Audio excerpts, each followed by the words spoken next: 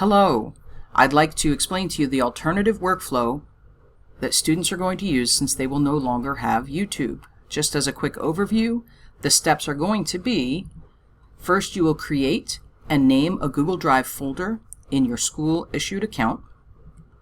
Then you are going to change the share settings of that folder you have created.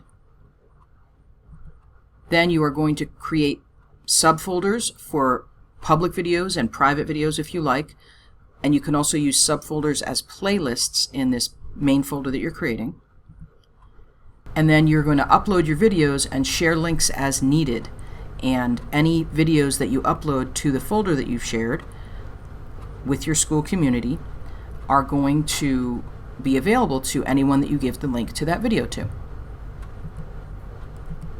So let's get underway, shall we? Okay, so here I am in my Google Drive. Now, I'm a teacher, so I'm still going to have a YouTube account. However, all students are going to want to do this if they normally would use YouTube in their student accounts. So make sure you are in your school-issued account, and you'll notice that I have a bunch of folders in my Drive that start with like 2 hashtags or 1 hashtag. You can use any non-alphanumeric character at the beginning of the name of a folder so that you can have it be at the very, very top. I have loads and loads and loads of folders, but for the ones that I use really often, I want them to be at the top. So here's what you're going to do. Click on New and choose Folder. And then you're going to give that folder a name. Now I recommend that you have your username in this name and videos, and some kind of character like an exclamation mark or a hashtag or something like that. I'm going to try exclamation mark and see if it comes before or after the hashtags. Exclamation mark, videos by, and let's say it was a student named Joe Student in the senior class, 22 Joe S. So you could do videos by Joe S, or whatever your username is. Have that character at the beginning and let's see what happens. So I started with an exclamation mark and it put it at the very top. Well, that's good. Now, I created my folder and I gave it a name. We don't want to put your whole first and last name on there. Okay, let's just use your school username. Now, I want to share this, so I can either use the share button up here, or I can right click or 2-finger click or whatever, and I want to go to the share options here.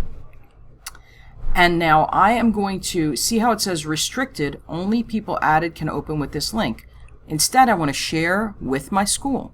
So I'm going to click on share with the Harker School, in my case, and make sure this is viewer. We do not want it to be commenter or editor. We want it to be viewer. And then I'm going to click done. Now I have a folder that anything I put in that folder is visible to anyone at my school if I give them the link to the item. Those are the sharing settings for anything that goes in this folder. While I'm in here though, I think I'm going to make a public folder and a private folder, and then you can also make folders that you don't change the sharing settings of to have playlists. So I'm going to make a folder, and you need to understand, let's call it 22 Joe S public videos. Okay? Oh, let me take that space out. 22 Joe S public videos. Create that. Now you need to know that it has a little silhouette here, which means the sharing settings are the same as the folder I put it in. Let's change those. Share. Now I want to change it to public, right? I'm going to change it from the Harker School to anyone with the link. So this is how I can share something that can be viewed by people outside my school. Again, only viewer. Done. And then I'm also going to make a folder for private videos. Let's see, 22 Joe S private videos. Because I might want to create some videos I'm not ready to put out there for my school community or for the public. So I'm going to go again and change the share settings. Note that anything I create in here, we don't want that. We want to change this to restricted. So only people added. So like, let's say you were working on something with classmates and you wanted to add them specifically to that video, then you could, like the files that you want them to see. So notice how this one doesn't have the silhouette anymore. But the sharing settings here for videos by Joe S., the Harker School, anyone in this group can view, okay?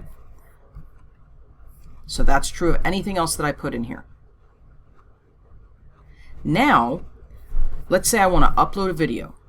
So I'm going to go New, File, Upload, and then I need to go find my video. So I have a bunch of videos. Let's go find, I have a bunch of stuff in Harker stuff. Let me find one. Okay, here's a video I have, right? I want to upload it, and it'll take a little bit. But once it's uploaded, make sure you're uploading the video file. It's going to be in there. It'll take a little bit. When it does show up in here, it's going to have the same sharing settings as my folder, which was anyone in my school community can view it if they have the link. So once it shows up in here, it's going to have its own link, and I'm going to be able to share that link. It's taking a moment. Okay, because it's a big file, it took a little while, but now it tells me the upload is complete.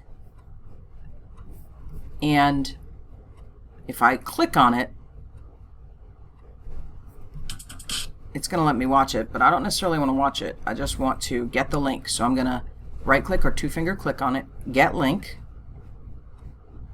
Now, again, it's going to remind me, people at the Harker School, if they have this link, they can view it. I can copy the link from here.